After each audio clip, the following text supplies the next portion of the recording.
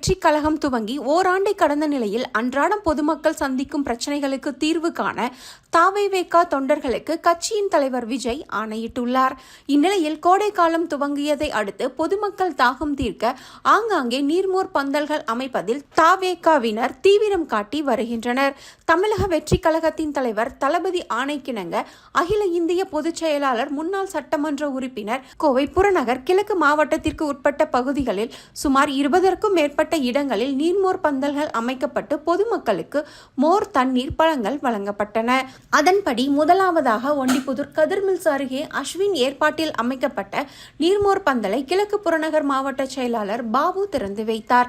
இதனைத் தொடர்ந்து புறநகர் கிழக்கு மாவட்டத்திற்கு உட்பட்ட சுல்தான்பேட்டை, இருகூர், இடையர்பாளையம், கண்ணம்பாளையம், சாமலபுரம், முத்துக்கவுண்டன்புதூர், கருமத்தம்பட்டி என 20க்கும் மேற்பட்ட பல்வேறு பகுதிகளில் அமைக்கப்பட்ட நீர்மோர் பந்தல்களை கிழக்கு புறநகர் மாவட்ட தலைவர் பாபு திறந்து வைத்தார்.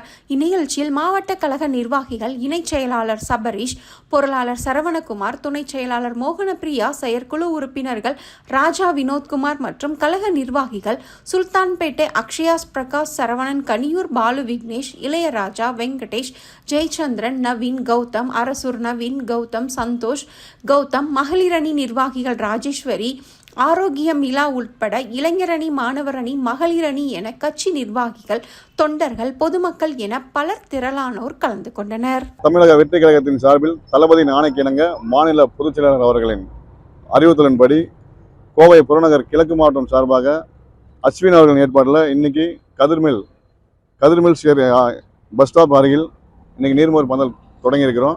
தொடர்ந்து பார்த்தீங்கன்னா இன்னைக்கே பார்த்தீங்கன்னா ஒரு 20 இடங்களில் சூலூர் தொகுதியில் இன்னைக்கு ஆரம்பிக்க போகிறோம் நீர்மோர் பந்தல், தண்ணீர் பந்தல் மற்றும் அதனை தொடர்ந்து பார்த்தீங்கன்னா சாயங்காலம் சூலூர் மார்க்கெட் ஜும்மா மசூதியில் இன்று 6:37 மணிக்கு இப்தார் நோன்பு நிகழ்ச்சி நடக்குது. அந்த நிகழ்ச்சியில் பார்த்தீங்கன்னா ஒரு 50 குடும்பங்களுக்கு பிரியாணி கிட்டும் 50 பேருக்கு சேலையும் கொடுக்குறோம். இது புறநகர் கிழக்கு மாவட்ட சார்பாக இந்த ஏற்பாடு செய்யப்பட்டிருக்காங்க. அதில் அந்த ஏற்பாடு பார்த்தீங்கன்னா சுல்தான்பேட்டையிலேருந்து பிரகாஷ் அவர் ஏற்பாடு பண்ணிக்கிறாரு.